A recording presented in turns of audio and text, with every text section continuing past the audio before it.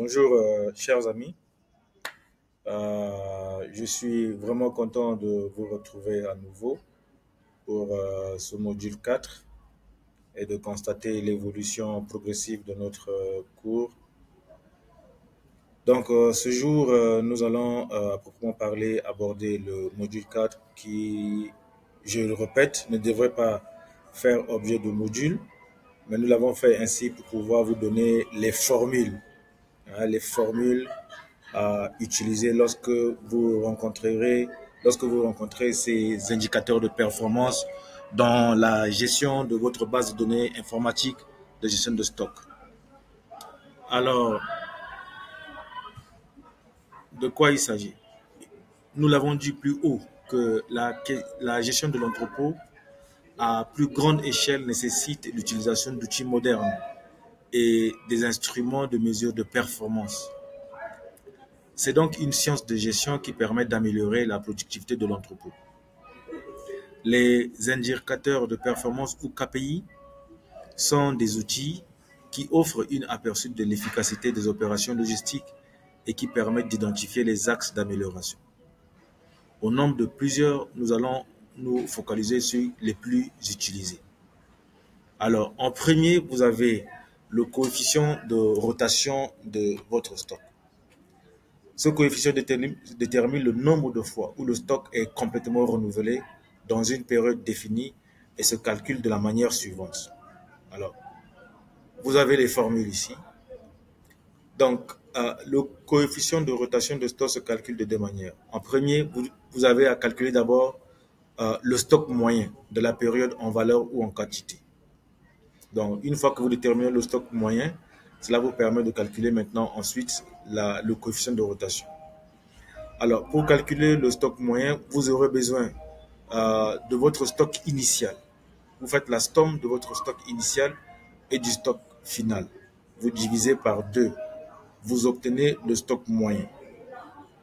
Et cela vous permet maintenant de calculer le coefficient de rotation, c'est-à-dire tous les achats en quantité que vous aurez fait ou en valeur. Soit vous prenez en quantité, soit vous prenez la valeur. Ça, c'est selon votre convenance. Et vous divisez par le stock moyen, hein, en quantité ou en valeur que vous aurez trouvé ici. En quantité ou en valeur que vous aurez trouvé.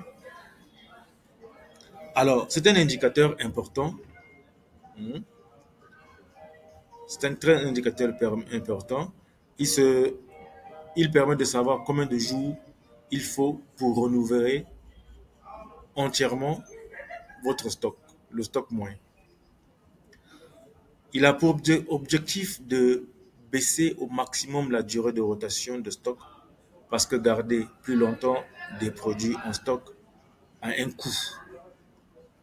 D'accord? Garder plus longtemps en stock vos marchandises a un coût.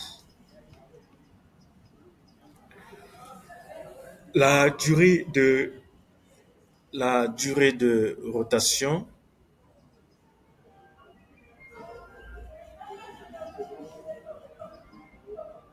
vous avez le coefficient, d'accord? Vous avez la durée de rotation. La durée de la période sur le coefficient de rotation. Si la période de référence est 1 mois, la formule sera 360 jours sur le coefficient de rotation que vous aurez calculé déjà en amont là-bas. D'accord? Si la période de référence est 1 mois, ça fait 30 jours sur le coefficient de rotation que vous aurez déjà calculé là-bas. Alors, le taux de service logistique. Le taux de service logistique, comment il se calcule? Il correspond au nombre de commandes livrées dans le temps sur le nombre de commandes totales reçues.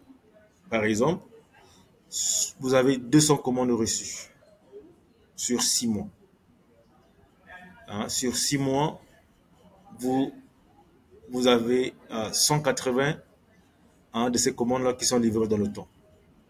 Alors, vous aurez les 180 sur les 200 commandes que vous multipliez par 60 pour obtenir le taux de service, votre taux de service. Pour obtenir votre taux de service.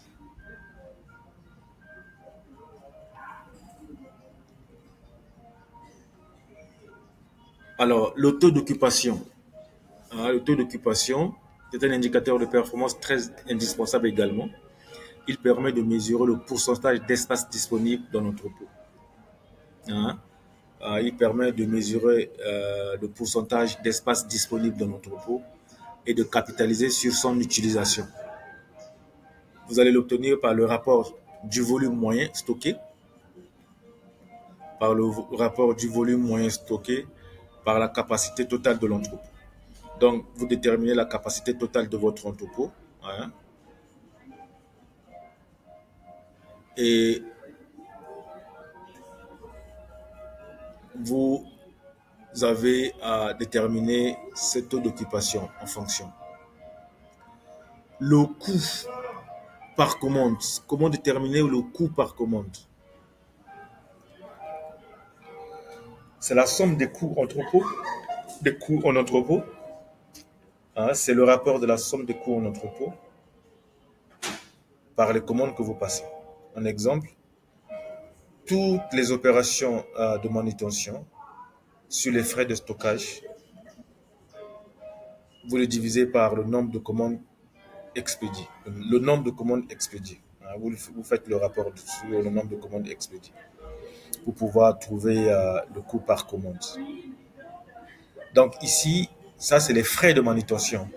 Vous prenez les frais de manutention plus les frais de stockage. Tous les frais de manutention plus les frais de stockage, vous faites le rapport par le nombre de commandes expédiées. Le nombre de commandes expédiées. Si vous faites 2, 3, 4 commandes, vous faites le rapport à partir de là.